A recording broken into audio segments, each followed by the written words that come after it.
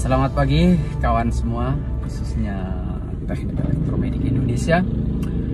Pada pagi hari ini saya dalam perjalanan ngantor ini ingin berbagi tip atau berbagi pengalaman buat Anda semua terkait dengan pengelolaan aset. Tapi dalam tanda petik saya di sini akan sampaikan lebih fokus ke aset peralatan medis di rumah sakit. Sebenarnya siapa yang mengelola aset? Jawaban yang paling simpel secara struktural, secara hierarki itu adalah bagian aset atau logistik atau inventaris di rumah sakit. Itu memang benar, tapi bagaimana dengan bagian teknik elektromedik? Saya harus sampaikan di sini. Bagian teknik elektromedik itu akan mengelola semua peralatan medis dari proses perencanaan, pemanfaatan, pemeliharaan, kalibrasi, perbaikan, sampai telaahan teknik alat sampai tidak digunakan kembali. Kalau data dukungnya tidak valid, bagaimana seorang teknik elektromedik mau melakukan pengelolaan? Itu harus diperhatikan. Di dalam pengelolaan itu dibutuhkan apa? Nama alat, produk, tahun, merek, tipe, nomor seri, pembelian tahun berapa, harga belinya berapa, rusak berapa kali, berapa biaya perbaikannya, itu harus kita tahu data itu. Kemudian penyebaran alat kita harus tahu, bisa jadi dengan produk yang sama, merek, tipe yang sama digunakan pada unit yang berbeda. Kerusakan dan pemeliharaannya juga bisa tidak sama. Kemudian strategi pemeliharaannya itu dilakukan dengan swakelola, kontrak maintenance always atau kontrak maintenance jasa. Kemudian dihitung lagi berapa total aset yang Anda kelola.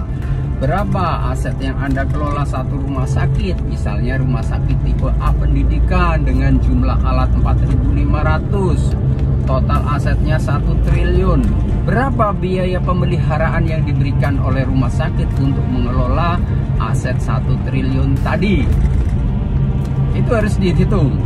Kemudian juga harus dipetakan berapa alat yang produktif, berapa alat yang rusak, berapa alat yang sudah harus digudangkan tidak digunakan lagi. Buat petanya, dibuat statistiknya, bagaimana alat yang operasional. Ini saya belum berbicara yang operasional menghasilkan berapa, itu belum saya sampaikan nanti di dalam accounting. Kemudian juga dibuat grafik.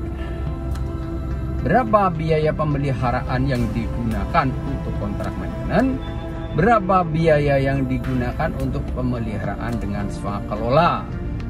Tanda petik 2, 1, yang dilakukan swakelola, total asetnya berapa rupiah, biaya pemeliharaannya berapa rupiah, berapa pendapatan dari yang kita swakelola, dan berapa SDM yang melakukan pemeliharaan itu. Kita analisis. Kemudian kita bandingkan dengan peralatan yang dilakukan kontrak maintenance oleh vendor. Berapa total aset yang dilakukan kontrak maintenance? Berapa biaya pemeliharaan untuk kontrak maintenance? Berapa pendapatan dari peralatan yang dilakukan kontrak maintenance? Kita akan petakan itu. Tujuannya apa?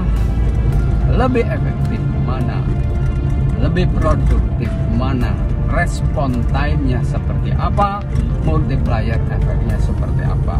Kalau Anda sudah bisa melakukan seperti itu, itulah yang disebut dengan pengelolaan peralatan medis yang tidak bisa lepas kaitannya dengan manajemen aset. Kemudian yang dilakukan lagi oleh hal tersebut apa? Berapa peralatan medis yang Anda kelola? Apakah semua peralatan medis itu wajib dilakukan kalibrasi? Yang dilakukan kalibrasi berapa buah? Yang tidak harus dilakukan kalibrasi berapa buah? Kemudian dihitung lagi, yang dilakukan kalibrasi berapa persen dari total aset? Biaya kalibrasinya berapa? Bandingkan lagi biaya kalibrasi yang dilakukan oleh beberapa vendor yang melakukan kalibrasi, dihitung grafiknya mana yang paling efektif. Kemudian yang tidak lupa lagi adalah ada alat. Bolehkah alat itu harus dilakukan internal kalibrasi? Karena merujuk kepada regulasinya, kalibrasi itu dilakukan kapan? Satu, saat install pesawat baru, saat pemindahan pesawat, saat alat setelah selesai diperbaiki, saat alat ada suatu keraguan, itu harus dilakukan kalibrasi. Bagaimana dengan kalibrasi yang dilakukan hanya satu kali? Itu merujuk kepada peraturan tadi.